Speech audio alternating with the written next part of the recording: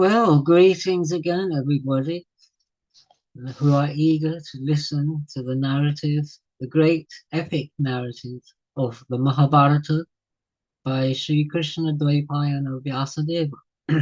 We're currently proceeding through the Drona Vadha Parva, and in a sub-parva within Drona Parva, we are now in the middle of Abhimanyu Vadha Parva. So, as we recall from the last video, Abhimanyu has penetrated the Chakravyuha, but it's been closed behind him. And so much of his fighting has been described already, and we're continuing on with that, really. So I'll say a Mangalacharan. Vandeham Sri Guroho Sri Yuta Padakamalam Sri Gurun Vaishnavangscha Shri Rupam Sagrajatam Sahagana Raghunathanvitam Tam Sajivam Sadvaitam Savadhutam Parijana Sahitam Krishna Chaitanya Devam Shri Radha Krishna Padan Sahagana Lalita Sri Vishakhan Vitangscha Narayanam Namaskritya Naram Chaiva Narottamam Deving Saraswati Vyasam Tato Jayamudiraye Om Namo Bhagavate Vasudevaya. So, Mahabharata Abhimanyu Vataparva, chapter 1014 of the Mahabharata, chapter 37 of Abhimanyu Vataparva. Dhritarashtra asked, when Arjuna's son, the great archer, caused a rout with his straight flying arrows, who were the ones on my side who sought to counter him? Sanjaya replied, O king, listen to how that young one sported around in that great battle when he shattered the array of chariots protected by Bharadwaja's son. On seeing that the lord of Madra was crushed in that battle by the arrows of Subhadra's son, Shalya's younger brother angrily advanced and covered him with a shower of arrows. He pierced Arjuna's son, his horses, and his charioteer with 10 arrows and roared loudly, asking him to wait.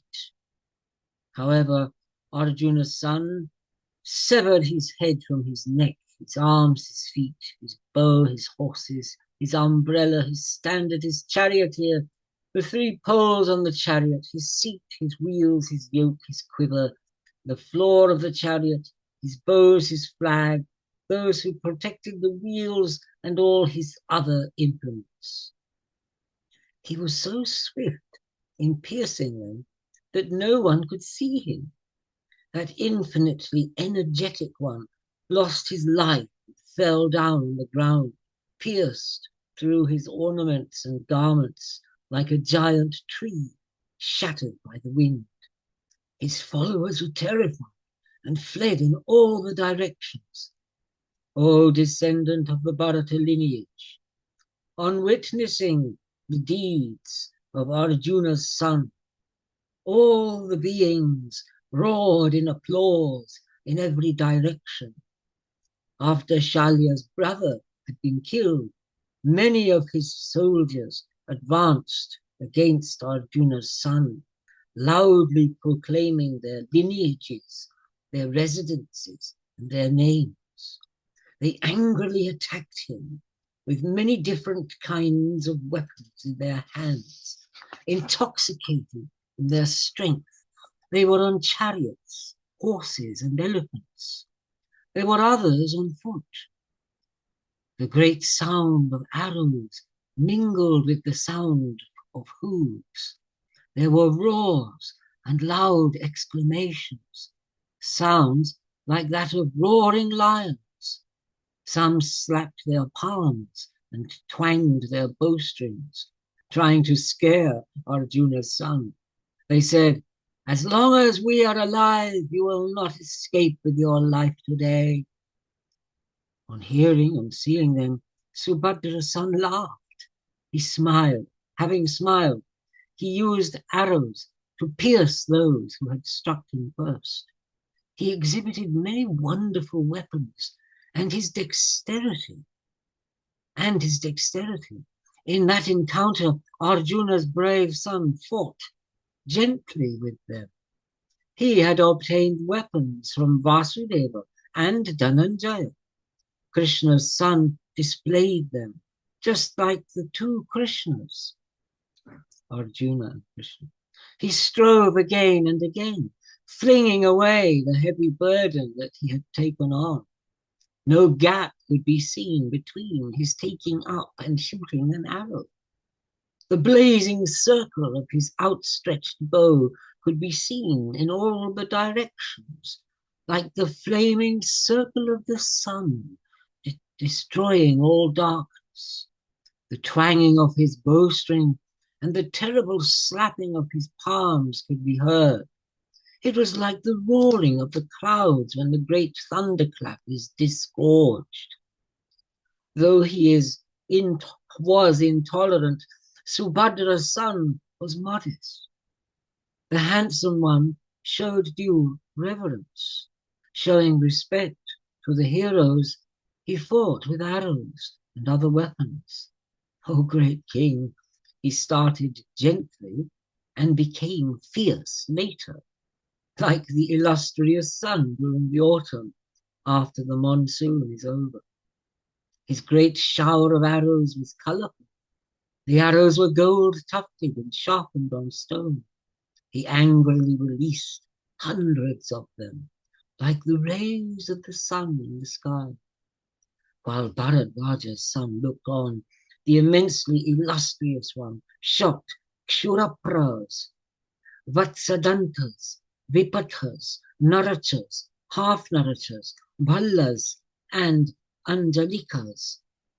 Footnote, these are different types of arrows. Kshurapras are arrows with sharp edges.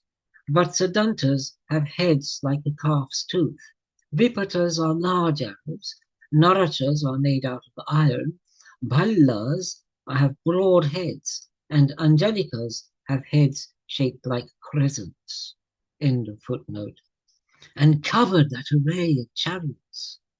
Oppressed by those arrows, the soldiers retreated. Chapter 1015, chapter 38 of Abhimanyu Vattaparva. Dhritarashtra said, "O Sanjaya, my mind is divided into two kinds of feelings, satisfaction and shame on learning that Subhadra's son routed the soldiers of my son. O son of Gavalgana, tell me everything again in detail about how the young one sported like Skanda against the Asuras." Sanjaya replied, "I will tell you about that extremely terrible encounter that took place between one and many. It was a tumultuous battle. Mounted on a chariot, Abhimanyu exerted himself.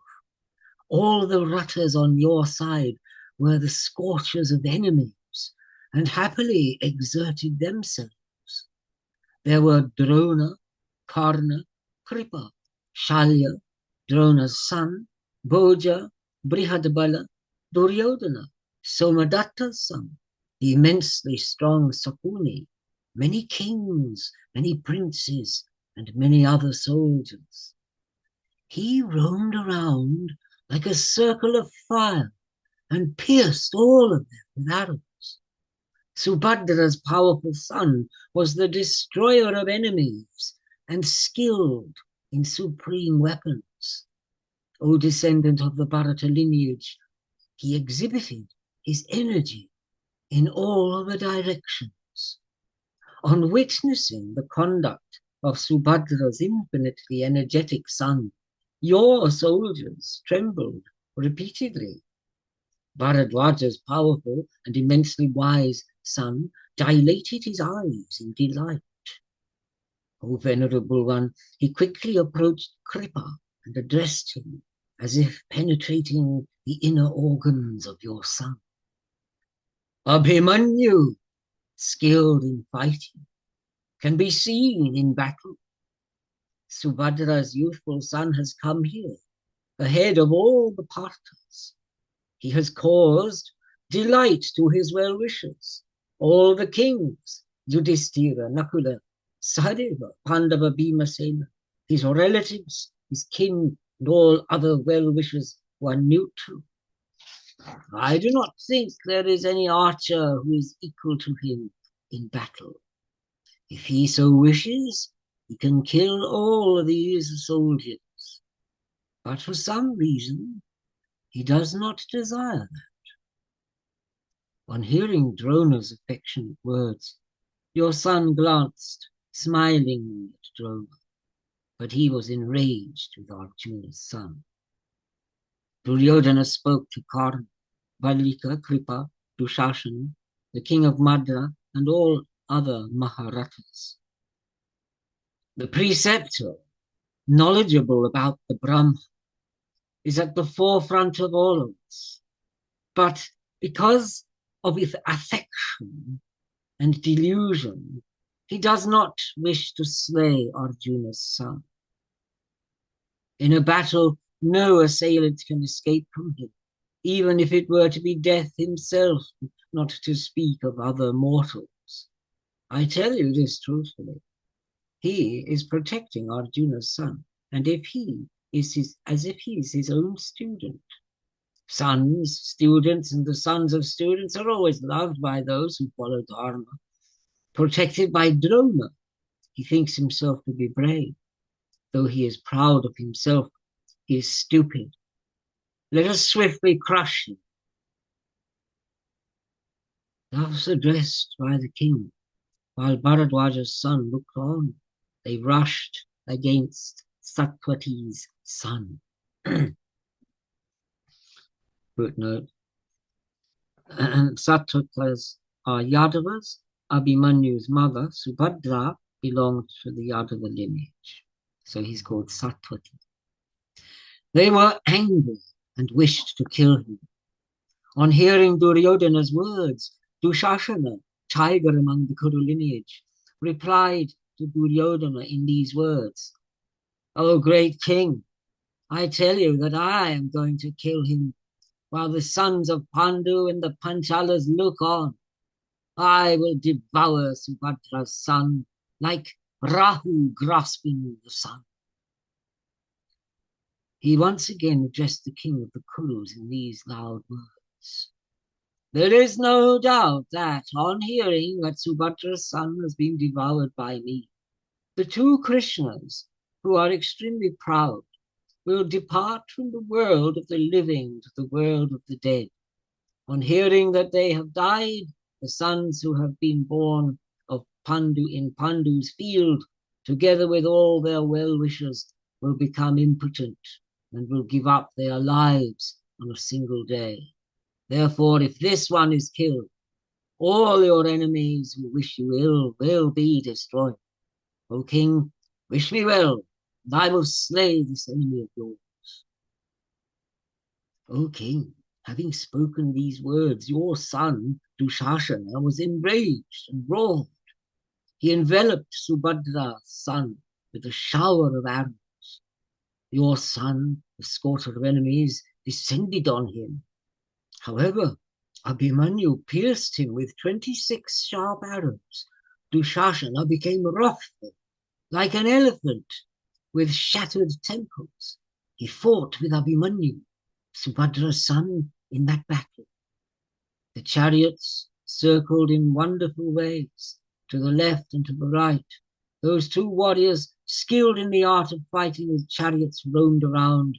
Cymbals, drums, battle drums, krikaras, tambourines, kettle drums, and jarjaras were sounding. This loud noise mingled with the roar of men. It was like the roar of lions, mingling with the din of the salty ocean. I'll read one more. Chapter 1016 of the Mahabharata, chapter 39 of Abhimanyu Vadhaparva. Sanjaya said, the intelligent Abhimanyu's body was mangled by the arrows, but he stationed himself before the enemy and smilingly spoke these words to Dushasana. It is through good fortune that I behold this insolent enemy in the battle today. He is cruel and has abandoned Dharma. He is addicted to praising himself. In King Dhritarashtra's hearing and in the assembly hall, you angered Dharmaraja Yudhisthira through your harsh words. Intoxicated with victory, you addressed many maddening words towards Bhima. You stole the property of others. You were enraged. You were not pacified. You were avaricious. Your wisdom was destroyed. You were hateful and you caused injury. You robbed my fathers, fierce archers, of their kingdom. You acted in rage against those great-souled ones. Because of all of that, you are facing the consequences. Oh, evil-minded one, you will reap the fruits of terrible adharma. While all these soldiers look on, I will chastise you with my arrows today. Today in the battle, I will free myself from the debt of anger I bear towards you. Krishna is intolerant towards you, and this is what my fathers also desire. O Kauravya, in this battle, I will free myself from the debt I owe to Bhima. If you do not give up the battle, you will not escape with your life. Having spoken these words, the mighty armed one, the destroyer of enemy heroes, released an arrow toward Dushasana. It was like death, like the fire at the time of destruction, and like the wind in its energy. It swiftly approached and pierced him in his shoulder joint. He again pierced him with another 25. O great king, thus severely pierced and wounded, Dushasana sat down on the floor of his chariot. He was overcome by great swoon. His charioteer quickly carried away the unconscious Dushasana, who was oppressed by the arrows of Subhadra's son, from the midst of the battle. On witnessing this, the Pandavas, Draupadi's sons, Virata, the Panchalas, and the Kekayas roared like lions. The soldiers of the sons of Pandu were delighted in all the directions, played on many different kinds of musical instruments. On witnessing the feat accomplished by Subhadra's son, they laughed. On seeing that extremely hateful and insolent enemy had been vanquished, Draupadi's Maharata sons, who had images of Dharma, Marut, Chakra, and the Ashwins on the tips of their standards, Satyaki, Chekitanu, Drishtadyumna, Sikandi, the Kekayas, Drishtaketu, the Matsyas, the Panchalas, the Sanjayas, and the Pandavas, with Yudhisthira at the forefront, were filled with joy. Wishing to fragment Drona's array, they attacked together. An extremely great battle commenced between those on your side and the enemy. The brave ones were unwilling to retreat and desired victory. O great king, while that extremely fearful battle raged, Duryodhana spoke to Radheya.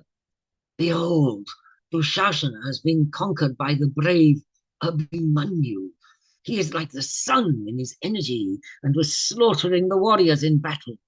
The Pandavas are advancing towards Subhadra's son with upraised weapons. At this, Karna became enraged. Wishing to ensure the welfare of your son, he covered the unassailable Abhimanyu with sharp arrows. In the field of battle, he pierced his followers with sharp and supreme arrows, and was contemptuous of Subhadra's brave son. O king, Abhimanyu swiftly pierced Radha with 73 arrows that possessed iron heads. The great-minded one wished to confront Drona. In that battle, there was no one who could repulse his advance towards Drona. He oppressed the best of Rattas, like the one with the Vajra in his hand against the Asuras. Karna was revered by all those who wielded the bow and desired victory. He exhibited his supreme weapons and pierced Subhadra's son with hundreds of arrows. The powerful one was Rama's disciple and was supreme among those who possessed knowledge of weapons. In that battle, he oppressed Abhimanyu, whom enemies found invincible. He was afflicted by Radha's shower of weapons, but in that battle, Subhadra's son did not waver. He was like an immortal. Arjuna's son used sharp, broad-headed and straight-tufted arrows that had been sharpened on stone to sever the bows and the horses and afflicted Karna. His standard and bow were severed and fell down on the ground. On seeing that, Karna was confronting a hardship. Karna's younger brother stretched his firm bow and quickly advanced against Subhadra's son. The Parthas and those who followed them roared loudly, satisfied with Subhadra's son. They played on musical instruments. And I yield there Wow, to the next. that was stupendous. Thank you so much. It's going to get even more exciting. Wow. Chew. Nice. So I'll continue on for another 3 chapters. I think. Well, continuing on in Debroy's translation, chapter 1017, part 14. Sanjaya said, he, footnote, Karna's younger brother, he repeatedly stretched the bow that he held in his hand and roared. He quickly placed himself between those 2 great-souled Rattas, footnote, Abhimanyu and Karna, end of footnote. As if smiling, he quickly pierced the unassailable Abhimanyu, his umbrella, his standard, his charioteer, and his horses with 10 arrows. Krishna's son had performed superhuman deeds like his father and his grandfather. Footnote, that's Krishna is one of Arjuna's names, so that's Arjuna's son, end of footnote. On seeing him afflicted by the arrows, those on your side were delighted. Abhimanyu smiled at this. He stretched his bow and used a single arrow to sever his head. Footnote, the head of Karna's younger brother, which fell down from the chariot onto the ground. It was like a Karnekara tree uprooted from a mountain by the wind. O king, on seeing that his brother had been slain, Karna was overcome by grief, having forced Karna to retreat. Subhadra's son used arrows tufted with heron feathers to quickly rout the other great archers. He shattered that net of elephants, horses, chariots, and infantry. The immensely illustrious Abhimanyu angrily routed them with his arrows. Karna was afflicted by Abhimanyu's many arrows. He fled on swift horses and the array was shattered. O king, Abhimanyu's arrows covered the sky, like locusts or like a shower, and nothing could be seen. The warriors on your side were slaughtered by those sharp arrows. O king, but for the king of Sindhu, no one remained. Footnote, Sindhu is Jayadratha. End of footnote. Subhadra's son, bull among men, flew on his conch shell. O bull among the Bharata lineage, the Bharata lineage, he swiftly descended on the army of the Bharatas. He quickly consumed the enemy like a kindled fire on dry wood. Arjuna's son circled around in the midst of the soldiers of the Bharatas. He used his sharp arrows to mangle the chariots, elephants, horses, and men. The earth became impassable, because it was strewn with large numbers of headless torsos. Supreme arrows were released from the bow of Subhadra's son. Wishing to save their lives, they fled, killing those on their own side in the process. Footnote, those are the Kaurava soldiers. There were broad and sharp Vipata arrows, terrible, and the performer of cruel deeds. They killed charioteers, elephants, and horses, and swiftly covered the ground. Severed arms were seen in that battle. They held weapons and were clad in finger guards. They held swords and were adorned with armlets. They were decorated in golden ornaments. They held bows and arrows. There were bodies and heads with earrings and garlands. There were thousands of these on the ground. It was impenetrable because of the decorations, seats, long poles, shattered axles and yokes, fragmented wheels, and many chariots. There were javelins, swords, and other weapons. Giant standards fell down. O Lord of the earth! Kshatriyas, horses, and elephants were slain. The earth became impassable and soon assumed an extremely terrible form. The princes were slain and lamented loudly. A great sound arose, and it increased the fear of cowards. O best of the Bharata lineage, that sound filled all the directions. Subhadra's son attacked the soldiers and killed the horses, rathas, and elephants. He roamed in all the directions, and nothing could be seen because of the dust that arose. Since they were enveloped in dust, we could not see the soldiers then. O descendant of the Bharata lineage, he killed the elephants, horses, and men. We saw him the next instant, like the midday sun. O great king, Abhimanyu scorched the masses of the enemy. The son of Vasava's son was like Vasava in the battle.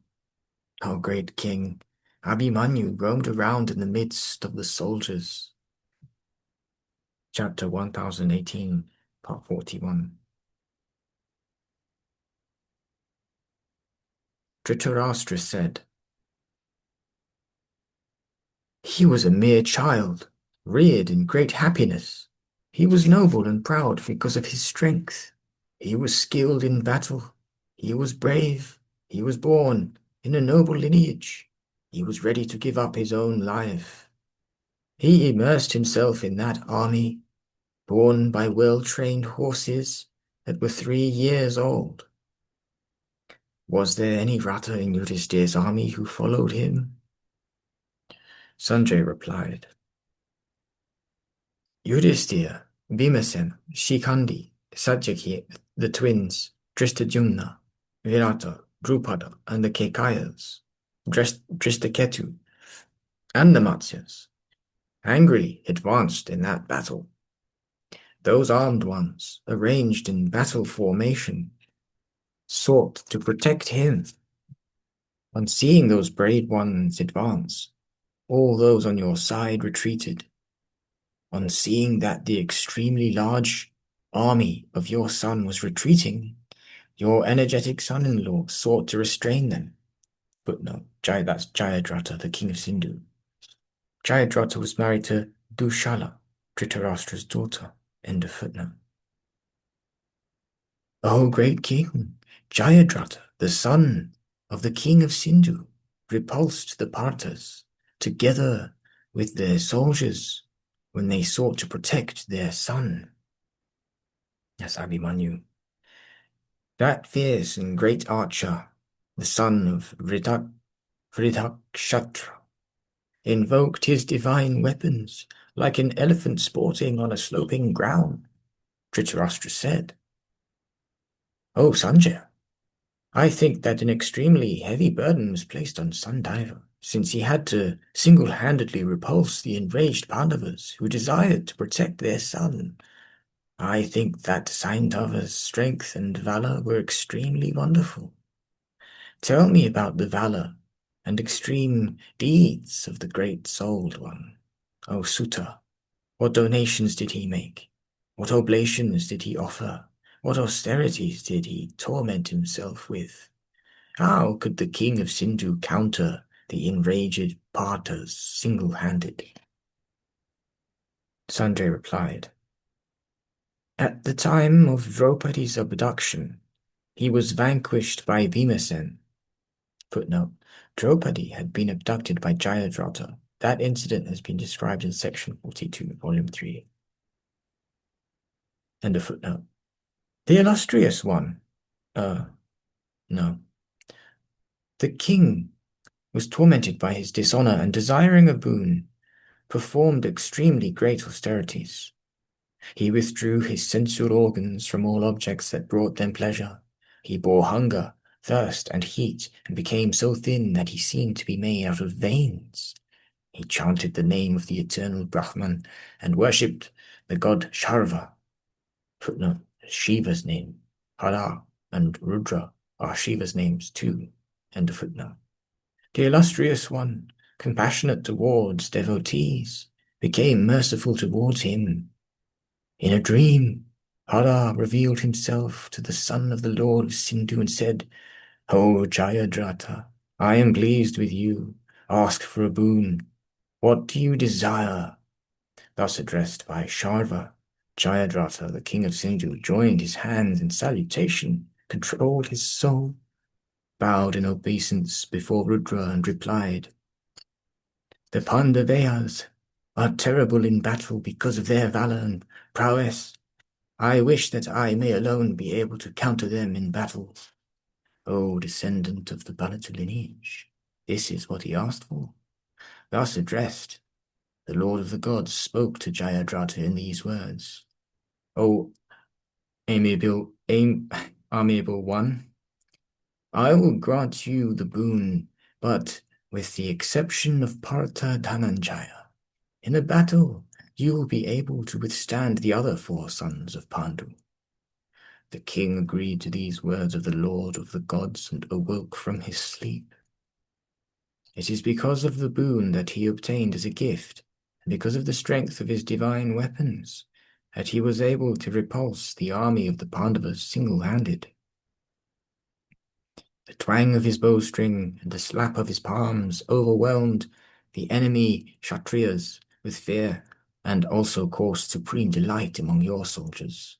O king, the Kshatriyas saw that Saindava took up the entire burden and roared and rushed to the spot where Yudhishthir's army was. Chapter 1019, Part 42. Sanjaya said, O Indra among kings, you have asked me about the valor of the king of Sindhu. I will tell you everything, in detail, about how he fought with the sons of Pandu. Listen. There were well-trained horses from the Sindhu region, controlled by the charioteer. They were large and as fleet as the wind. These bore him. His chariot, constructed in the appropriate way, was like a city of the Gandharvas. It was radiant, with a standard that bore the mark of a large and silver-colored wall. There was a white umbrella and pennants with fans and whisks. These were the marks of a king, and he was as resplendent as the Lord of the stars in the firmament. Footnote, that is the moon. End of footnote. The bumper on his chariot was made out of iron and was decorated with pearls, diamonds, gems, and gold. It was as dazzling as luminous bodies in the sky. He extended his great bow and released many arrows, filling up those parts that Arjuna's son shattered. Footnote. The sense is that Abhimanyu created breaches in the Kaurava army, that Jayadratha filled these breaches up. End of footnote. He pierced Satyaki with 3 arrows, and Vrikodara with 8, Drishtadyumna with 60, and Virata with 10 arrows. Drupada with 5 sharp arrows, and Shikandi with 10. The Kekayas with 25, and Draupadi's sons with 3 arrows each. He pierced Yudhisthira with 70, and mangled all others with a great net of arrows. It was extraordinary. The powerful king, Dharma's son, smiled. He fixed a sharp and yellow broad-headed arrow and used this to slice down his bow. Footnote, that is, Yudhisthira severed Jayadratha's bow. Yep. End of footnote. But he took up another bow in the twinkling of an eye and pierced Partha with 10 arrows, piercing the others with 3 each. Footnote, Jayadratha pierced Yudhisthira. That's what that was. I'll read that again. But he took up another bow in the twinkling of an eye and pierced Partha, that's Yudhisthira, with 10 arrows, piercing the others with 3 each. On realizing his dexterity, Bhima again used these 3 broad-headed arrows and severed his bow, standard, and umbrella, so that they were swiftly brought down on the ground. O venerable one, the powerful one strung another bow and brought down Bhima's standard, bow, and horses. With his horses slain and his bow severed, he descended from his chariot and climbed onto Satyaki's chariot, like a lion jumping onto the summit of a mountain. On witnessing this honorable and supreme deed on the part of the king of Sindhu, those on your side were delighted and shouted repeatedly in appreciation. All the beings honored this deed, whereby he countered the enraged Pandavas alone, through the energy of his weapons. Subhadra's son had created a route earlier by slaughtering many warriors and elephants, but Saindhava restrained the armored Pandus from that path. The brave Matsyas, Panchalas, and Kekayas made every endeavor. So did the Pandavas, but they could not withstand Saindhava. Everyone who tried to penetrate Drona's array was checked by Saindhava, as a consequence of the boon that he had obtained from the god.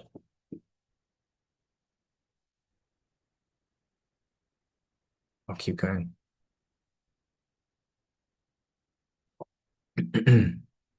Chapter 1020, part 43. Sanjaya said, desiring success, Saindhava checked the Pandus. There commenced an extremely terrible battle between those on your side and the enemy. Arjuna's son, invincible and unwavering in his aim, penetrated the soldiers and agitated them like a makara in the ocean. The foremost among them, supreme among the Kurus, advanced duly against Subhadra's son, the scorcher of enemies who was causing the agitation with his shower of arrows. That clash between him and them was extremely terrible, and the infinitely energetic ones created showers of arrows. Arjuna's son was obstructed in every direction by chariots of the enemy, and killed Vrihasana's charioteer and severed his bow. The powerful one then pierced his horses with arrows, and those horses, which were as swift as the wind, bore his chariot away from the field of battle. Using that opportunity, Abhimanyu's charioteer freed his chariot from that melee. On seeing the chariot emerge, there was delight and roars of applause. He was like a lion and enraged, mangling the enemy with his arrows. Without any fear, Vasatya swiftly advanced and attacked him. He restrained Abhimanyu with 60 gold-tufted arrows and said, "As long as I am alive, you will not escape from this battle with your life." He was clad in iron armor, but Subhadra's son used a swift arrow to pierce him in the heart. Losing his life, he fell down on the ground. On seeing that Vasatya had been killed, the bulls among the Kshatriyas were enraged. "O king, they surrounded your grandson, wishing to kill him. They stretched their many different kinds of bows in many different kinds of ways. A terrible battle raged between Subhadra's son and the enemy. Falguna's son was wrathful. He sliced down their arrows and bows and the heads from the bodies, decorated with earrings and garlands. Severed arms were seen, decorated with golden ornaments. They held swords and finger guards, lances and battle axes, garlands, ornaments, garments, and giant standards fell down. There were armor and shields, necklaces, crowns, umbrellas, and whisks. Became impassable because of the decorations, seats, and poles. There were shattered and fragmented axles, wheels, and yokes in thousands. There were anukarshas. No, it is not obvious what an anukarsha is. It is something that was used to attract or pull and may have been some kind of hook. End of footnote. So there were anukarshas and flags, charioteers, horses, broken chariots, and slain elephants strewn all over the ground. Many brave Kshatriyas, the lords of many countries, who had surrounded him with a desire for victory, were killed. They were strewn on the ground, and it looked terrible. The angry Abhimanyu was in the field of battle, roaming in all the directions and sub-directions, and his form could not be seen. His golden armor and ornaments could alone be seen, and also his bow and arrows. No one was able of glancing at him with his eyes. He killed the warriors with his arrows and was stationed like the sun in their midst. I'll read one more chapter, all right? And then maybe someone else can carry on, maybe. Chapter 1021, part 44. Sanjaya said,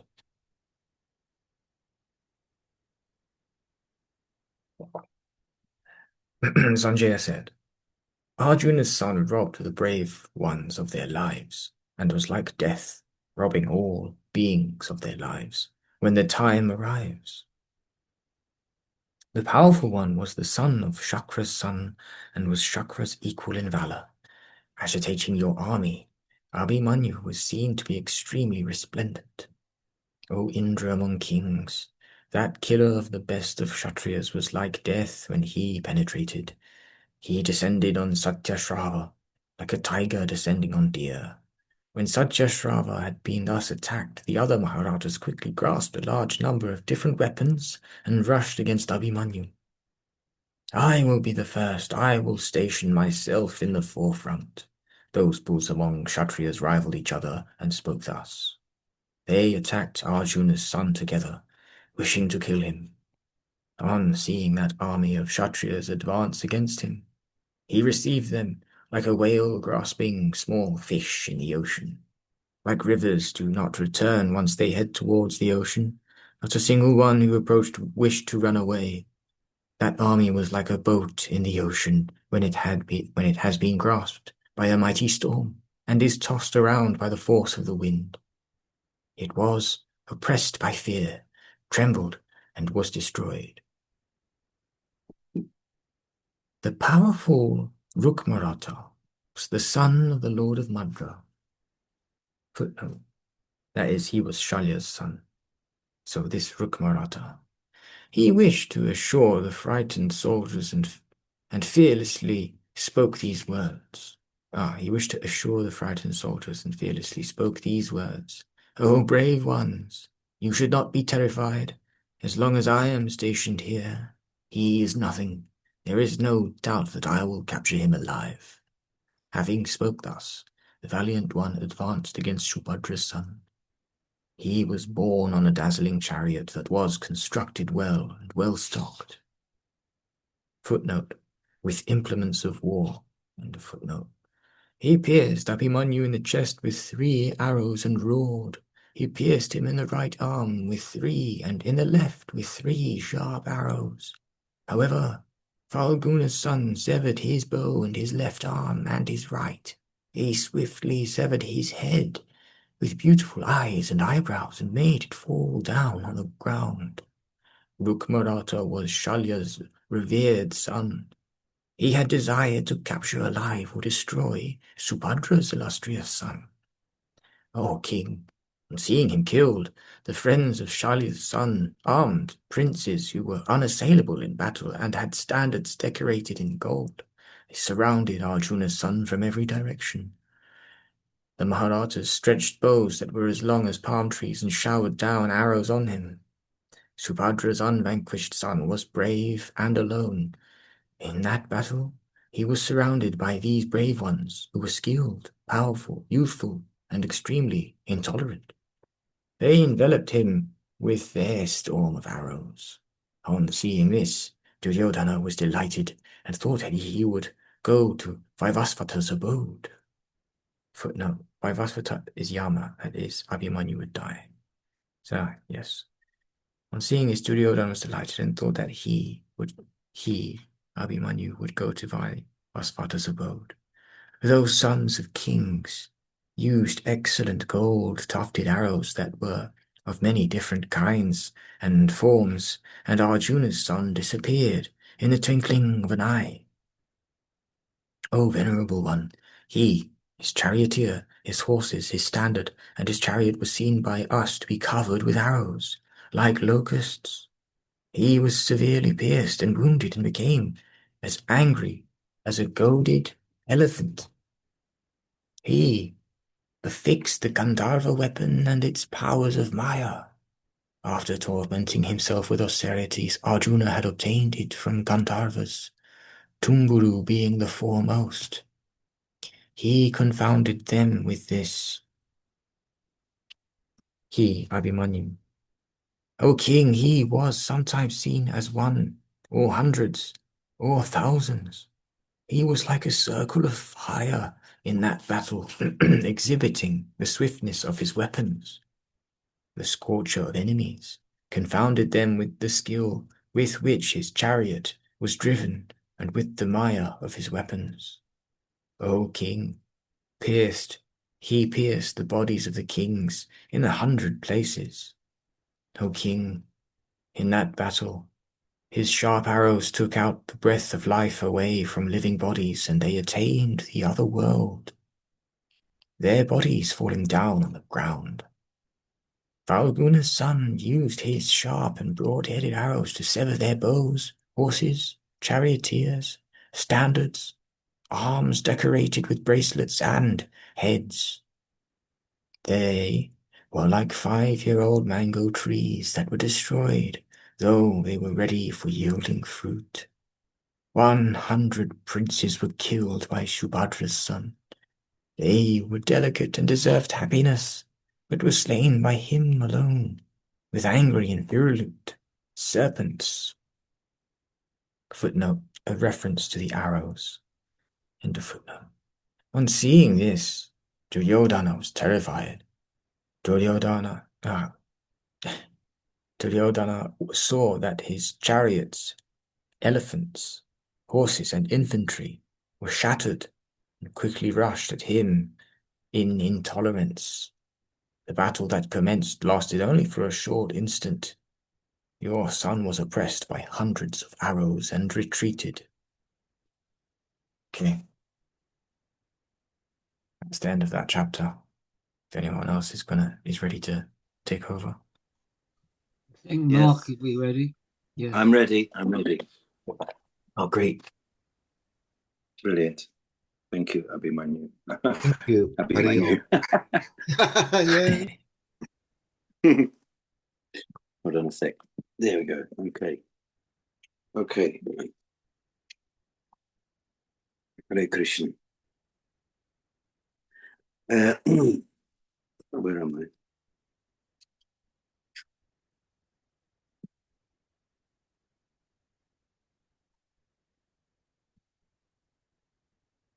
Hold on a sec. I'm here, aren't I? Dear Tasker said, excuse me, section 54 of the Dronapava of the Ganguli's edition. You could move your camera a little bit so you're in the center. Just a little bit. That's it. That's it. Fantastic. Okay. Hare Krishna. Dear Trastra said, that which thou tellest me, O Suta, about the battle fierce and terrible between the one and the many, and the victory of that illustrious one, that story of the prowess of Subhadra's son, is highly wonderful and almost incredible. I do not, however, regard it as a marvel that it is absolutely beyond belief in the case of those that have righteousness for their refuge. After Duryodhan was beaten back and 100 princes slain, what course was pursued by the warriors of my army against the son of Subhadra? Sanjaya said, their mouths became dry and eyes restless. Sweat covered their bodies and their hairs stood on ends. Despairing of vanquishing their foe, they became ready to leave the field. Abandoning their wounded brothers and sires and sons and friends and relatives by marriage and kinsmen, they fled, urging their steeds and elephants to their utmost speed. Beholding them broken and routed, Drona and Drona's son, and Vrihadvala, and Kripa, and Duryodhan, and Karna, and Kritavarman, and Suvala's son, Shakuni, rushed in great wrath against the unvanquished son of Subhadra. Almost all these, O king, were beaten back by thy grandson. Only one warrior then, viz. Lakshmana, brought up in luxury, accomplished in arrows, endued with great energy and fearless in consequence of inexperience and pride, proceeded against the son of Arjun. Anxious about his son, his father, Duryodhan, turned back for following him. Other mighty Ka warriors turned back for following Duryodhan. All of them then drenched Abhimanyu with showers of arrows, like clouds pouring rain on the mountain breast. Abhimanyu, however, single-handed, began to crush them like the dry wind that blows in every direction, destroying gathering masses of clouds. Like one infuriated elephant encountering another, Arjuna's son then encountered thy invincible grandson, Lakshmana, invincible grandson, Lakshmana of great personal beauty, endued with great bravery, staying near his father with outstretched bow, brought up in every luxury and resembling a second prince of the Yakshas. Encountering Lakshmana, that slayer of hostile heroes, the son of Subhadra, had his 2 arms and chest struck with his sharp shafts. Thy grandson, the mighty armed Abhimanyu, then, filled with rage like a snake struck with a rod, addressing, O king, thy other grandson, said, look well on this world, for thou shalt soon have to go to the other. In the very sight of all thy kinsmen, I will dispatch thee to Yama's abode. Saying thus, that slayer of hostile heroes, the mighty armed son of Subhadra, took out a broad-headed arrow that resembled a snake just emerging from its slough. The shaft, sped by Abhimanyu's arms, cut off the beautiful head decked with earrings of Lakshmana that was graced with a beautiful nose, beautiful eyebrows, and exceedingly good-looking curls. Beholding Lakshmana slain, thy troops uttered exclamations of "Oh!" and "Alas!" Upon the slaughter of his dear son, Duryodhana became filled with rage. That bull among Kshatriyas then loudly urged the Kshatriyas under him, saying, slay this one. Then Drona and Kripa and Karna and Drona's son and Vrihadvala and Kritavarman, the son of Hridika, these 6 Ka warriors encompassed Abhimanyu, piercing them with sharp arrows and beating them off from him. The son of Arjuna fell with great speed and fury upon the vast forces of Jayadrat. Thereupon the Kalingas, the Nishadas, and the valiant son of Kratha, all clad in mail, cut off his path by encompassing him with their elephant division. The battle then that took place between Falguni's son and those warriors was obstinate and fierce. Then the son of Arjun began to began to destroy that elephant division as the wind, coursing in every direction, destroys vast masses of gathering clouds in the welkin. Then Krata covered the son of Arjun with showers of arrows, while many other Ka warriors headed by Drona, having returned to the field, rushed at him, scattering sharp and mighty weapons. Checking all those weapons by means of his own arrows, the son of Arjun began to afflict the son of Krata with ceaseless showers of shafts, with great dispatch and inspired by the desire of slaying his antagonist.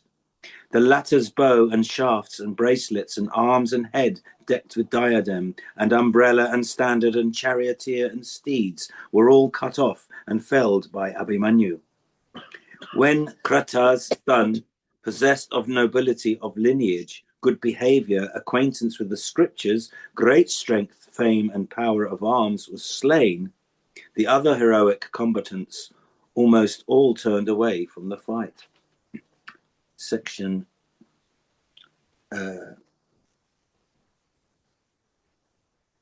what's that? XLV, sorry. Dhritarashtra said, while the youthful and invincible son of Subhadra, never retreating from battle, was, after penetrating into our array, engaged in achieving feats worthy of his lineage, borne by his 3-year-old steeds of great might and of the best breed, and apparently trotting in the welkin, what heroes of my army encompassed him? Sanjaya said, having penetrated into our array, Abhimanyu of Pandu's race, by means of his sharp shafts, made all the kings turn away from the fight. Then Drona and Kripa and Karna and Drona's son and Vrihadvala and Kritavarman, the son of Hridika, these 6 Ka warriors encompassed him. As regards the other combatants of thy army, beholding that Jayadrat had taken upon himself the heavy duty of keeping off the Pandavas, they supported him, O king, by rushing against Yudhisthira. Many amongst them, endued with great strength, drawing their bows full 6 cubits long, showered on the heroic son of Subhadra arrowy downpours like torrents of rain. Subhadra's son, however, that slayer of hostile heroes, paralyzed by his shafts all those great bowmen conversant with every branch of learning, and he pierced Drona with 50 arrows, and Vrihadvala with 20, and piercing Kritavarman with 80 shafts, he pierced Kripa with 60, and the son of Arjuna pierced Ashvataman with 10 arrows equipped with golden wings, endued with great speed, and shot from his bow drawn to its fullest stretch. And the son of Falguni pierced Karna in the midst of his foes, in one of his ears, with a bright, well-tempered and bearded arrow of great force. Felling the steeds yoked to Kripa's car, as also both his Parshni charioteers, Abhimanyu pierced Kripa himself in the center of his chest with 10 arrows. The mighty Abhimanyu then, in the very sight of thy heroic sons, slew the brave Vrindaraka, that enhancer of the fame of the Kurus. While Abhimanyu was thus engaged in fiercely slaying one after another the foremost warriors among the enemies, Drona's son Ashvataman pierced him with 25 small arrows. The son of Arjuna, however, in the very sight of all the Dhritarashtras, quickly pierced Ashvataman in return, O sire, with many whetted shafts. Drona's son, however, in return, piercing Abhimanyu with 60 fierce arrows of great impetuosity and keen sharpness, failed to make him tremble, for the latter, pierced by Ashvataman, stood immovable like the Menaka mountain. Endued with great energy, the mighty Abhimanyu then pierced his antagonist with 73 straight arrows equipped with wings of gold. Drona then, desirous of rescuing his son, pierced Abhimanyu with 100 arrows, and Ashvataman pierced him with 60 arrows, desirous of rescuing his father. And Karna struck him with 22 broad-headed arrows, and Kritavarman struck him with 4 and 10, and Vrihadvala pierced him with 50 such shafts, and Saradwata's son Kripa with 10. Abhimanyu, however, pierced each of these in return with 10 shafts. The ruler of the Kosala struck Abhimanyu in the chest with a barbed arrow. Abhimanyu, however, quickly felled on the earth his antagonist's steeds and standard and bow and charioteer. The ruler of the Kosalites, then, thus deprived of his car, took up a sword and wished to sever from Abhimanyu's trunk his beautiful head decked with earrings. Abhimanyu then pierced King Vrihadvala, the ruler of the Kosalas, in the chest with a strong arrow. The latter then, with riven heart, fell down. Beholding this, 10,000 illustrious kings broke and fled. Those kings, armed with swords and bows, fled away, uttering words inimical to King Duryodhana's interest. Having slain Vrihadvala, thus, the son of Subhadra careered in battle, paralyzing thy warriors, those great bowmen, by means of arrowy downpours thick as rain. Section XLV1. Sanjaya said, Falguni's son once more pierced Karna in the car with a barbed arrow, and for angering him still further, he pierced him with 50 other shafts. The son of Radha pierced Abhimanyu in return with as many shafts. Covered all over with arrows, Abhimanyu then, O sire, looked exceedingly beautiful. Filled with rage, he caused Karna also to be bathed in blood. Mangled with arrows and covered with blood, the brave Karna also shone greatly. Both of them pierced with arrows, both bathed in blood. These illustrious warriors then resembled a couple of flowering kinsukas. The son of Subhadra then slew 6 of Karna's brave counsellors, conversant with all modes of warfare, with their steeds and charioteers and cars. As regard other great bowmen, Abhimanyu fearlessly pierced each of them in return with 10 arrows. That feat of his seemed highly wonderful. Slaying next the son of the ruler of the Magadhas, Abhimanyu with 6 straight shafts slew the youthful Ashwaketu with his 4 steeds and charioteer. Then, slaying with a sharp razor-head arrow the Bhoja prince of Martikavata, bearing the device of an elephant on his banner, the son of Arjun uttered a loud shout and began to scatter his shafts on all sides. Then the son of Dushasana pierced the 4 steeds of Abhimanyu with 4 shafts, his charioteer with 1, and Abhimanyu himself with 10.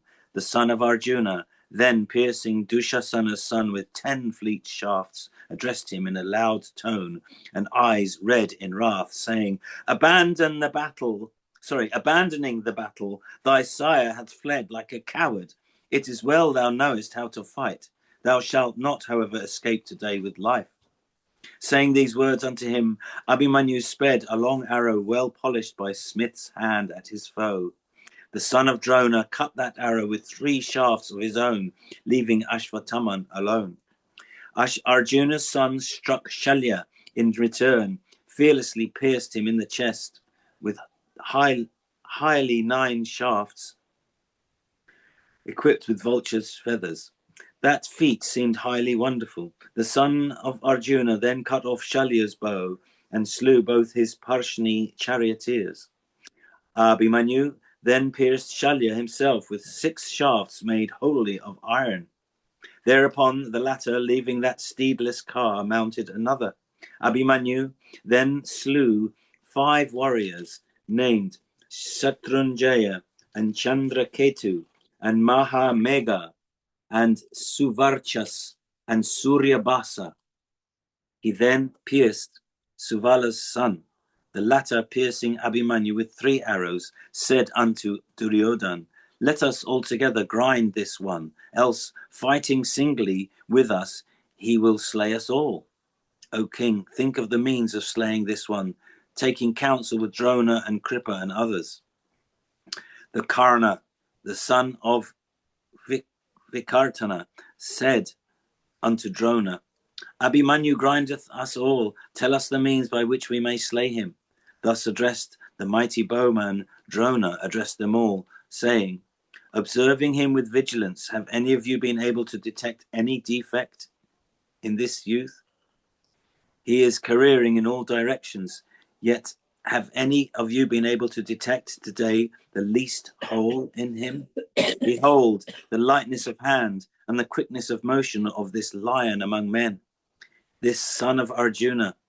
In the track of his car, only his bow drawn to a circle can be seen. So quickly is he aiming his shafts, and so quickly is he letting them off. Indeed, this slayer of hostile heroes, the son of Subhadra, gratifieth me, although he afflicteth me, my vital breath, and stupefieth me with shafts. Even the mightiest car warriors, filled with wrath, are unable to detect any flaw in him. The son of Subhadra, therefore, careering on the field of battle, gratifieth me greatly. I do not see that in battle there is any difference between the wielder of Gandiva himself and this one of great lightness of hand, filling all the points of the horizon with his mighty shafts. Hearing these words, Karna, afflicted with the shafts of Arjuna's son, once more said unto Drona, exceedingly afflicted with the shafts of Abhimanyu, I am staying in battle, only because, as a warrior, I should stay here. Indeed, the arrows of this youth of great energy are exceedingly fierce. Terrible as they are, and possessed of the energy of fire, these arrows are weakening my heart. The preceptor then, slowly and with a smile, said unto Karna, Abhimanyu is young, his prowess is great, his coat of mail is impenetrable.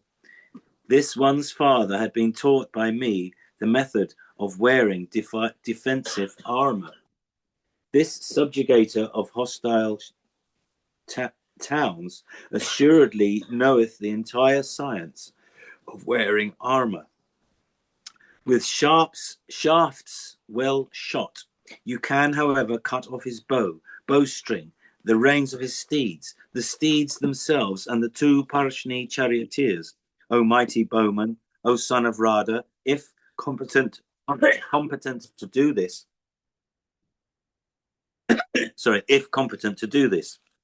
making him turn back from the fight by this means, strike him then with his bow in hand. He is incapable of being vanquished by the gods and the asuras together. If you wish, deprive him of his car and divest him of his bow. Hearing these words of the preceptor, Vikartana's son Karna quickly cut off by means of his shafts the bow of Abhimanyu, as the latter was shooting with great activity. He, of the Bhoja's race, Kritavarman, then slew his steeds, and Kripa slew his two Parshni charioteers. The others covered him with showers of arrows after he had been divested of his bow. Those 6 great car warriors with great speed, when speed was so necessary, ruthlessly covered that carless youth, fighting single-handedly with them, with showers of arrows. Bowless and carless, with an eye, however, to his duty as a warrior, handsome Abhimanyu, taking up a sword and a shield, jumped into the sky, displaying great strength and great activity, and describing the tracks called Kausika and others. The son of Arjuna fiercely coursed through the sky like the prince of winged creatures, Garuda. He may fall upon me, sword in hand. With such thoughts, those mighty bowmen were on the lookout for the latches of Abhimanyu, and began to pierce him in that battle with their gaze turned upwards. Then Drona of mighty energy, that conqueror of foes, with a sharp arrow quickly cut off the hilt decked with gems of Abhimanyu's sword. Radha's son Karna, with sharp shafts, cut off his excellent shield. Deprived of his sword and shield thus, he came down with sound limbs from the welkin upon the earth. Then taking up a car wheel, he rushed in wrath against Drona, his body bright with the dust of car wheels, and himself holding the car wheel in his upraised arms. Abhimanyu looked exceedingly beautiful, and imitating Vasudeva with his discus, became awfully fierce for a while in that battle. His robes dyed with the blood flowing from his wounds, his brow formidable with the wrinkles visible thereon, himself uttering loud leonine roars, Lord Abhimanyu of immeasurable might, staying in the midst of those kings, looked exceedingly resplendent on the field of battle. Shall I continue? The next section. Yes, 40 something. Yeah, oh yes, 47. That's right. It's really good. Please carry on. It's fabulous. Well done. Okay. Okay, section 47. Sanjaya said, that joy of Vishnu's sister, Abhimanyu, that Adhirata, decked with the weapons of Vishnu himself, looked exceedingly beautiful on the field of battle and looked like a second Janardana. With the end of his locks waving in the air, with that supreme weapon upraised in his hands, his body became incapable of being looked at by the very gods. The kings, beholding it and the wheel in his hands, became filled with anxiety and cut that off in 100 fragments. Then that great car warrior, the son of Arjuna, took up a mighty mace, deprived by them of his bow and car and sword, and divested also of his wheel by his foes. The mighty armed Abhimanyu, mace in hand, rushed against Ashwatthama. Beholding that mace upraised, which looked like the blazing thunderbolt, Ashwatthama, that tiger among men, rapidly alighted from his car and took 3 long leaps for avoiding Abhimanyu. Slaying Ashwatthama's steeds and the 2 Parshni charioteers with that mace of his, Subhadra's son, pierced all over with arrows, looked like a porcupine. Then that hero pressed Suvala's son, Kalikeya, down to the earth and slew 77 Gandhara followers of the latter. Next he slew 10 car warriors of the Brahma Vasatya race, then 10 huge elephants. Proceeding next towards the car of Dushasana's son, he crushed the latter's car and steeds and pressing them down into the earth. The invincible son of Dushasana, then Osiah, taking up his mace, rushed at Abhimanyu, saying, "Wait, wait." Then those cousins, those 2 heroes with upraised maces, began to strike each other, desirous of achieving each other's death, like 3-eyed Mahadeva and the Asura Andaka in the days of old. Each of those chastisers of foes, struck with the other's mace ends, fell down on the earth like 2 uprooted standards erected to the honor of Indra. Then Dushasana's son, that enhancer of fame of the Kurus, rising up first, struck Abhimanyu with the mace on the crown of his head as the latter was at the point of rising. Stupefied with the violence of that stroke, as also with the fatigue he had undergone, that slayer of hostile hosts, the son of Subhadra, fell on the earth, deprived of his senses. Thus, O king, was one slain by many in battle, one who had ground the whole army like an elephant grinding lotus stalks in a lake. As he lay dead on the field, the heroic Abhimanyu looked like a wild elephant slain by the hunters. The fallen hero was then surrounded by thy troops, and he looked like an extinguished fire in the summer season, after as it lies, having consumed a whole forest, or like a tempest divested of its fury after having crushed mountain crests, or like the sun arrived at the western hills after having blasted with its heat the Bharat host, or like Soma swallowed up by Rahu, or like the ocean reft of water. The mighty car warriors of thy army, beholding Abhimanyu, whose face had the splendor of the full moon, and whose eyes were rendered beautiful in consequence of lashes black as the feathers of the raven, lying prostrate on the bare earth, were filled with great joy, and they repeatedly uttered leonine shouts, Indeed, O monarch, thy troops were in transports of joy, while tears fell fast from the eyes of the Pandava heroes.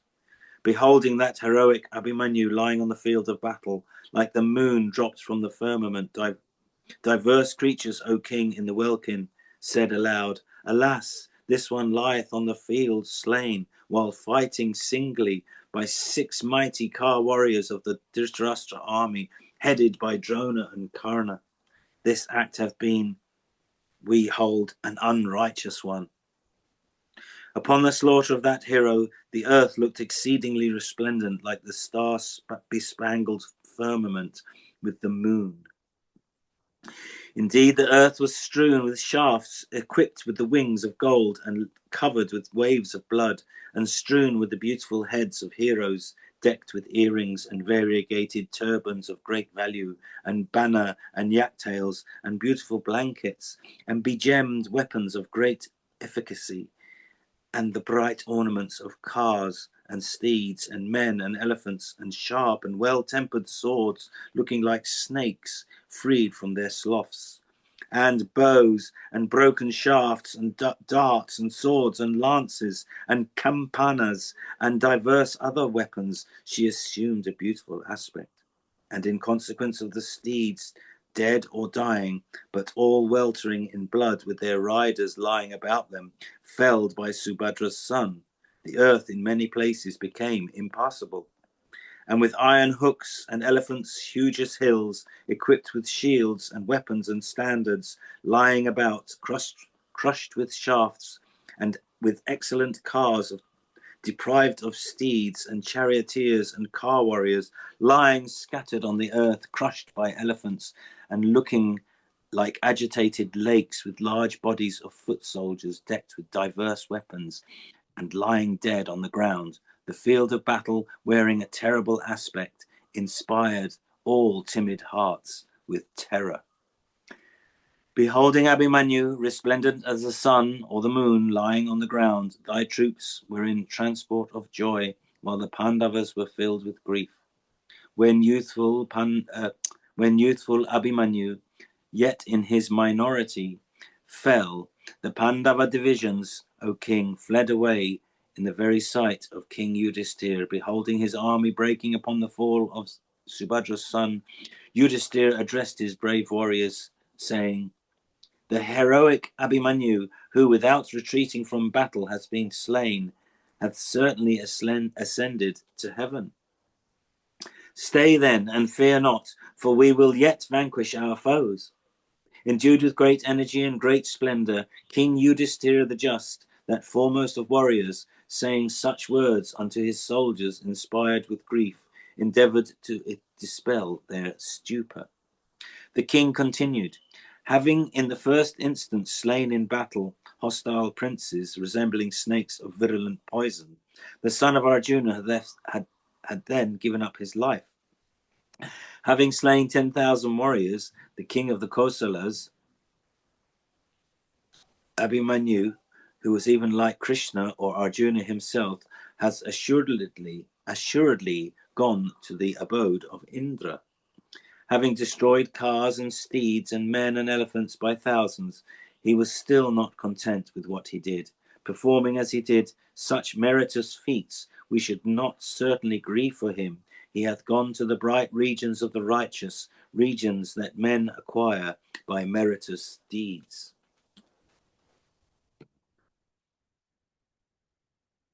Shall I continue? Does someone else want to continue?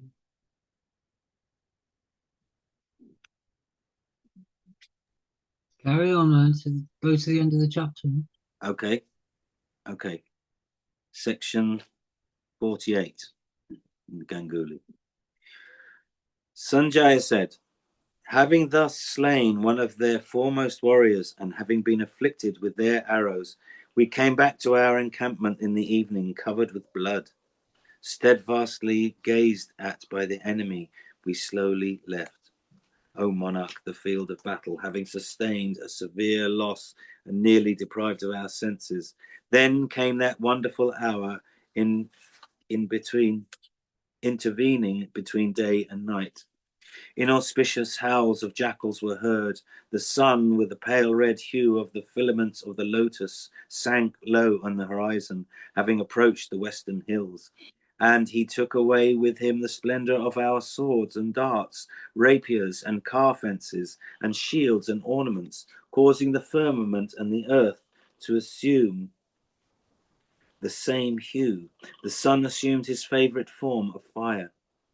The field of battle was strewn with the motionless bodies of innumerable elephants deprived of life, looking like crests of cloud-capped hills riven by the thunder, and lying about with their standards and hooks and riders fallen from their backs. The earth looked beautiful with large cars crushed to pieces, and with their warriors and charioteers and ornaments and steeds and standards and banners crushed, broken and torn. Those huge cars, O king, looked like living creatures deprived of their lives by the foe with his shafts. The field of battle assumed a fierce and awful aspect in consequence of large number of steeds and riders all lying dead, with costly trappings and blankets of diverse kinds scattered about, and tongues and teeth and entrails and eyes of those creatures bulging out of their places. Men decked with costly coats of mail and ornaments and robes and weapons, deprived of life, lay with slain steeds and elephants and broken cars on the bare ground, perfectly helpless, although deserving of costly beds and blankets. Dogs and jackals and crown and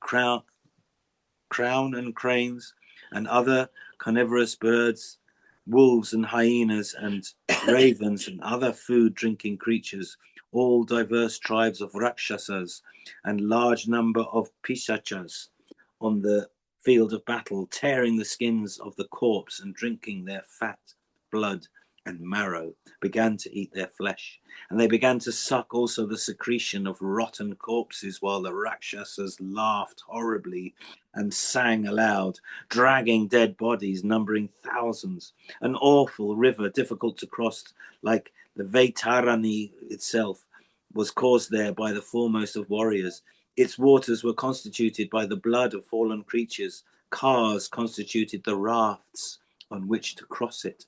Elephants formed its rocks, and the heads of human beings its smaller stones. And it was miry with the flesh of slain steeds and elephants and men, and diverse kinds of costly weapons constituted the garlands floating on it or lying on its banks. And that terrible river flowed fiercely through the middle of the field of battle, wafting living creatures to the regions of the dead. And large numbers of pisachas of horrible and repulsive forms rejoiced, drinking and eating in that stream. And dogs and jackals and carnivorous birds of all eating of the same food, and inspiring living creatures with terror, held their high carnival there. And the warriors gazing on that field of battle, which, enhancing the population of Yama's domain, presented such an awful sight, and where human corpses rising up began to dance, slowly left it as they beheld the mighty Car warrior Abhimanyu, who resembled Shakra in death, lying on the field, his costly ornaments displaced and fallen off, and looking like a sacrificial fire on the altar, no longer drenched with clarified butter. That was one chapter in this one. Okay. That's why I said carry on, because in this one it wasn't yet the end of the chapter. I see. So now it's chapter 1026 of the Mahabharata, chapter 49. Yes. So I'll read a bit, and then I'm going to get off sharp today, I think, because I'm a bit tired. Okay. So anyway, I'll read this one. It's not too long. So that's Abhimanyu.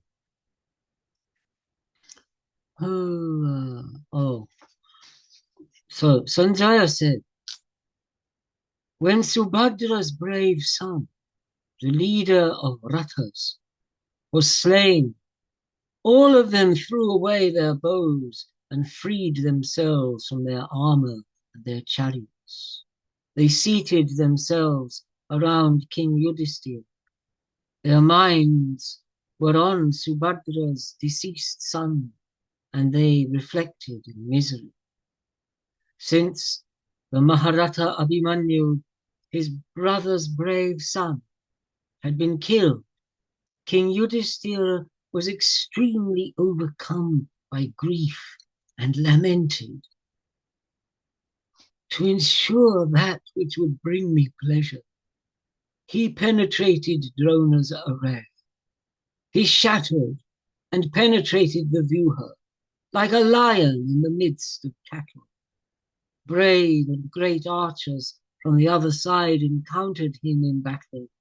They were skilled in the use of weapons and unassailable in battle. Yet they were shattered and forced to retreat. I can't see your image, madam. Oh, I haven't put it on, sorry.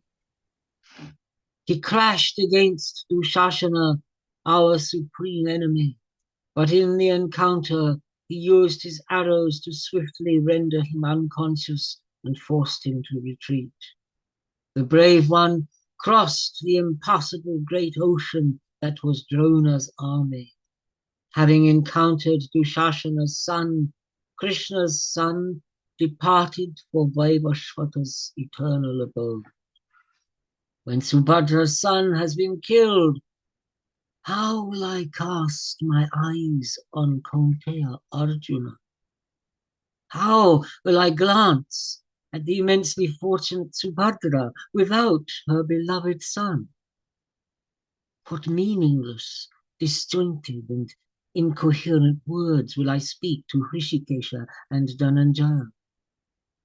Addicted to my pleasure and desiring victory, I have performed this unpleasant deed for Subhadra, Keshava, and Arjuna.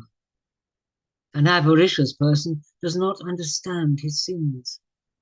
Greed follows from delusion. Those who desire honey do not see the fall that confronts them, and I am like that.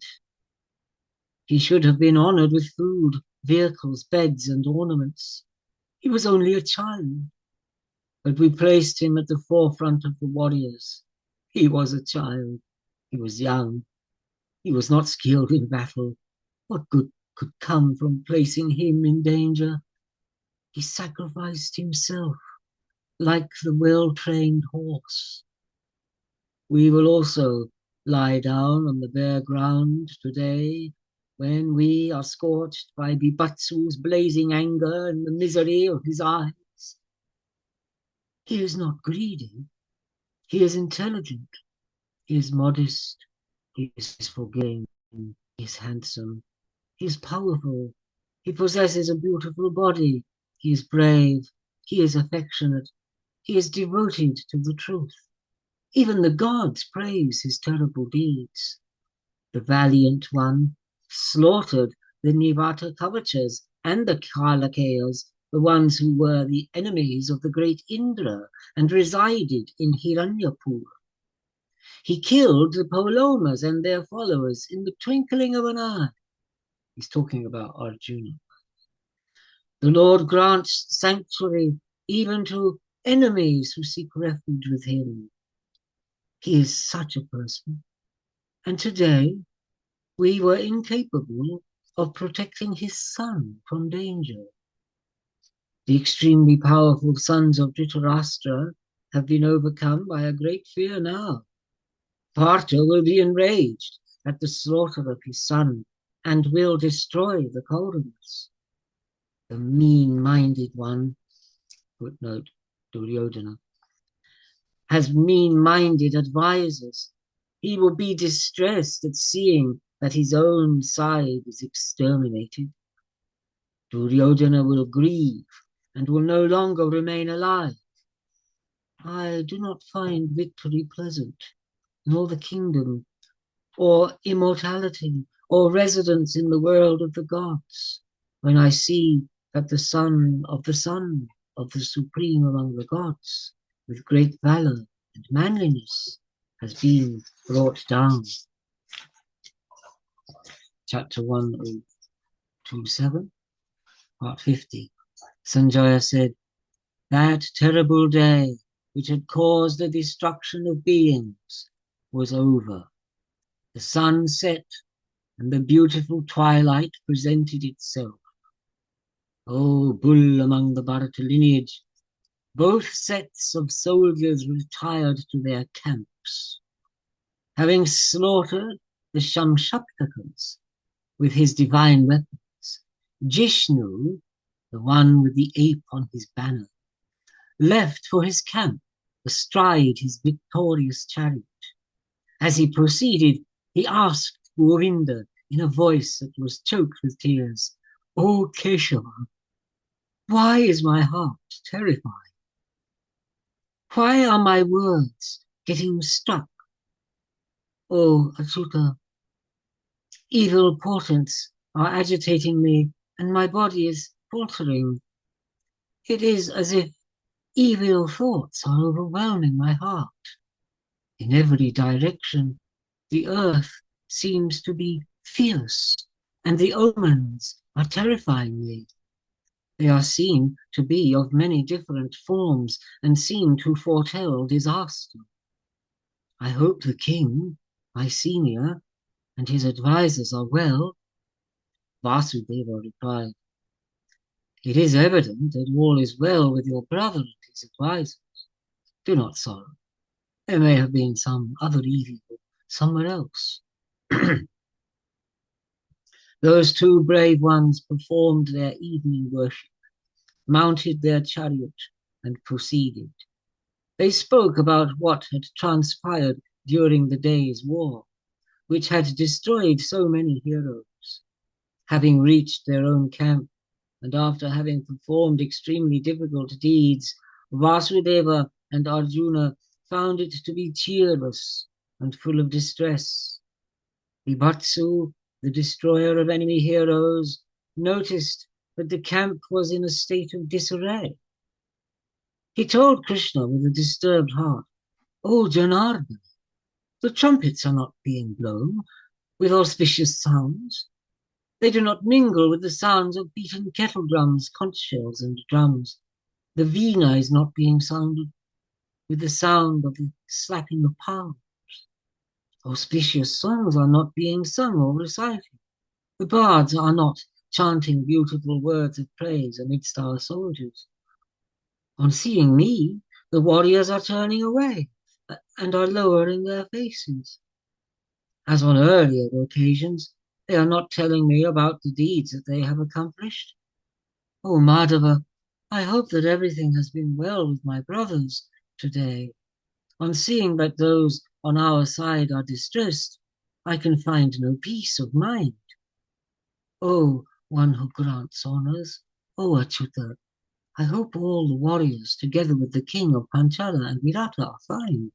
Today, with his brothers, Subhadra's son has not emerged to greet me happily, with a smile on his face, now that I have returned from the battle." Having conversed in this way, the two of them entered their own camp. They saw the distressed Pandavas there, bereft of their senses. On seeing his brothers and his sons, footnote, including the sons of the other Pandavas, but on the not seeing Subhadra's son, the one with the ape on his banner became cheerless and spoke these words: "I notice that all your faces are pale and unhappy. I do not see Abhimanyu, nor has he come forward to greet me. I heard that Drona constructed a chakra vyuha today. With the exception of Subhadra's son, not a single one amongst you knew how to penetrate it in battle. However, I did not teach him about emerging from the array. Did you ask the child to penetrate that enemy array? Did Subhadra's son, the great archer and destroyer of enemy heroes, penetrate that array and fight with many among the enemy? Has he been slain and brought down? His eyes were red. He was mighty armed. He was born and was like a mountain lion. He was the equal of Indra, Indra's younger and brother. Tell me, has he been slain in battle? He was delicate. He was a great archer. He was the son of Vasava's son. He was always my beloved. Tell me, has he been slain in the battle? He was the beloved of Varshneya. He was brave. He was always reared by me. He was always loved by his mother. Urged by destiny, who could have killed him? He was the equal of the lion among the rishis, the great souled Keshava. He was valiant, learned, and great. Which warrior could have killed him? He was always loved by Subhadra, Draupadi, and Keshava. If I do not see my son, I will go to Yama's abode. The tips of his hair were delicate and curved. He was a child. His eyes were like that of the young deer. He was valiant as a crazy elephant. He was as tall as a young shala tree. He smiled when he spoke. He was self-controlled. He was always obedient to the words of his seniors. Even though he was a child, his deeds were like those of one who wasn't a child. His words were pleasant and free from malice. He was great in his endeavor. He was mighty armed. His eyes were long, like the petals of lotuses. He was compassionate towards those who were devoted to him. He was self-controlled. He did not follow that which was inferior. He was grateful. He possessed learning. He was skilled in the use of weapons. He did not retreat. He always rejoiced in battle and increased terror among the enemies. He was engaged in bringing pleasure to those on his own side. He desired the victory of his fathers. He never struck first in an encounter, violating codes of honor. If I do not see that son, I will go to Yama's abode. He possessed a beautiful forehead. The tips of his hair were excellent. His eyebrows, eyes, teeth, and lips were beautiful. Without seeing that face, how can there be peace in my heart? His words were pleasant and cheerful, like the melody of the male cuckoo. Without hearing those words, how can there be peace in my heart?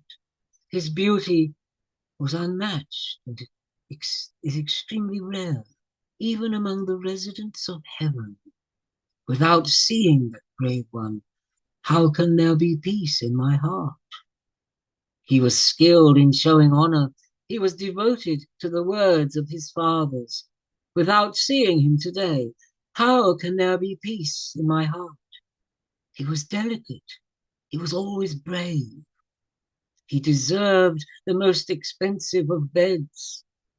That supreme one among those who have protectors is lying down on the bare ground as if he had no protector. Earlier, when he lay down, the best of women tended to him. With his limbs pierced and drained out, he is lying down today, tended by an inauspicious jackals. Earlier, he was awoken from his slumbers by the chants of bards, minstrels, and raconteurs. It is certain that he will be awoken today by the distorted tones of beasts of prey. His beautiful face deserved to be covered by the shades of an umbrella. It is certain that it will be soiled today by the dust that has arisen from the field of battle. Alas, my son, I have never been satisfied from looking at my son. I am unfortunate. Death has forcibly taken him away from me. Yama's abode has always been attained by those with virtuous deeds. It is certain that you have rendered that beautiful region even more beautiful because of your own radiance today. It is certain that you are the beloved guest of Vaivasvata, Varuna, Satakratu, the Lord of riches, and that your valor has obtained honor from them. He lamented thus in many different ways, like a merchant whose ship has been sunk. Overcome with great misery, he then asked Yudhisthira, "Oh, descendant of the Pandu lineage, did he cause great carnage among the enemy? Did that bull among men ascend to heaven after having fought well in the battle? Did he kill many bulls among men who fought against him? He was without an aid. There is no doubt that he thought of me when he sought help. When oppressed by arrows, my young son must have sought help from me. I think he must have lamented in this way when he was cruelly slain by the many. But he was my son, and that of Madhava's sister. He was born from Subhadra. Perhaps he could not have spoken in this way. It is certain that my heart is extremely firm and is made out of the essence of the Vajra. Despite not being able to see the red-eyed and long-armed one, it is not shattered. How could those cruel and great archers shoot arrows at a child that penetrated the inner organs? He was Vasudeva's sister's son and my son. How could they shoot arrows at him? With an unblemished soul, he always used to greet me when I returned. I have returned after killing the enemy. Why don't I see him today? It is certain that he has fallen down and is lying on the ground covered in blood. He has made the earth beautiful with his body, like the sun that has fallen down. On hearing that he has been slain in battle, Subhadra will be miserable and will destroy herself. When she does not see Abhimanyu, what will she tell me? Overcome by grief, what will Draupadi tell me? What will I tell them? There is no doubt that my heart is made out of the essence of the Vajra. On seeing my daughter-in-law weep, oppressed by sorrow, it is not shattering into 1,000 fragments. I have heard the delighted sons of Dhritarashtra roar like lions. Krishna heard Yuyutsu censure those brave ones in the following words.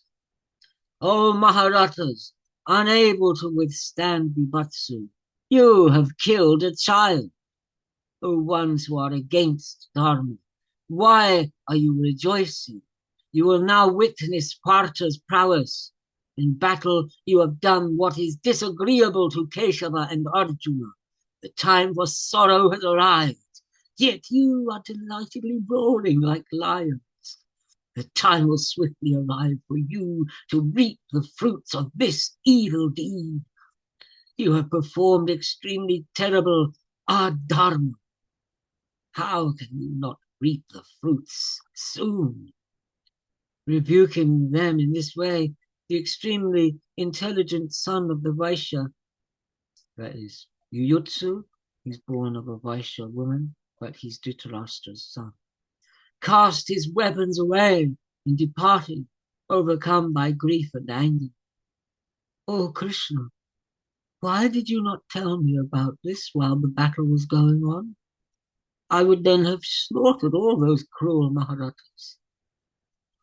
Vasudeva consoled the one who was overcome with grief on account of his son.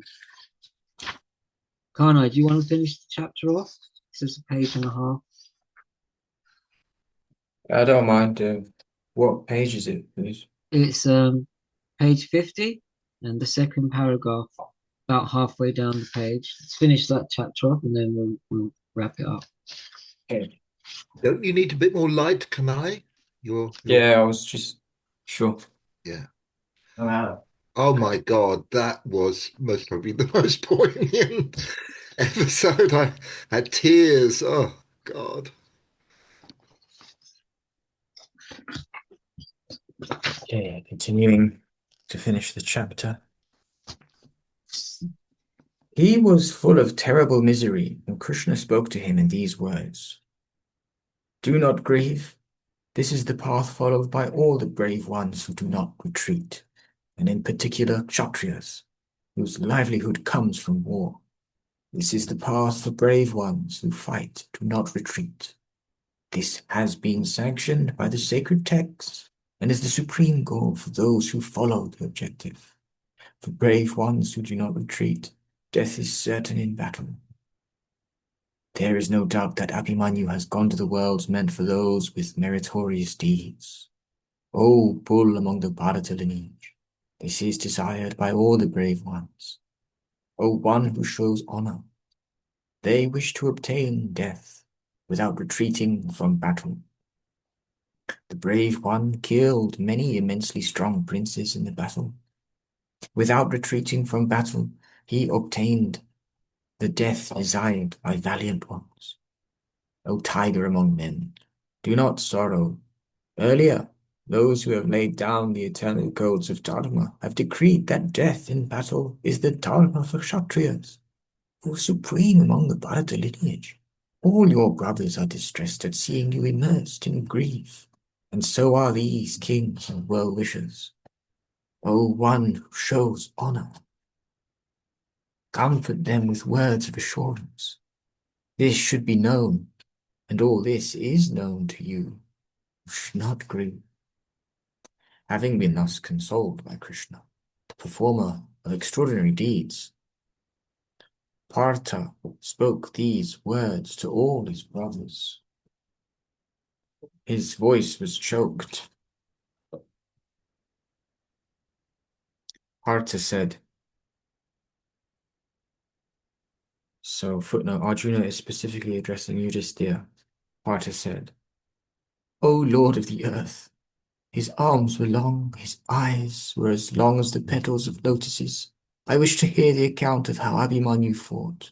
You will see me slay my son's enemies in the battle, with their elephants, chariots, and horses, with their followers and kin. All of you are skilled in weapons, and you held weapons in your hands. How could Subhadra's son then have been slain, even if he had encountered the wielder of the Vajra himself? Had I known the Pandus and the Panchalas were incapable of protecting my son in battle, I would have protected him myself. All of you were stationed on your chariots and were shooting arrows. How could the enemy repulse you and kill Abhimanyu? You have no manliness, nor do you possess any valor. While you looked on, Abhimanyu has been brought down in the battle. Perhaps I should censure myself, since I know that all of you are extremely weak. I went away, knowing that you are useless and cowards. Alas, your armor, weapons, and arms are only ornaments on your hands. Your words are only meant for assemblies. You could not protect my son. Having spoken these words, he sat down with the supreme bow and sword in his hands. No one was capable of looking at Pibatsu then. He sighed repeatedly in anger and looked like the destroyer himself. He was overcome with grief on account of his son, and his face was bathed in tears. With the exception of Vasudeva and the eldest son of Pandu, no one amongst the well-wishers was capable of glancing at him or speaking to him. Those two were always acceptable to Arjuna, and he listened to them. They were extremely revered and dearly loved, and could speak to him at such times. On account of his son, his mind was distressed, and he was full of sorrow. The king spoke these words to the enraged one, whose eyes were like the petals of lotuses. And that's the end of that chapter. And Wow. end of the reading. Wow. Wow. Yeah, Yeah. let's stop it there, Matteo. Yeah. Yeah, I'll stop it. I'll stop the recording. Fantastic.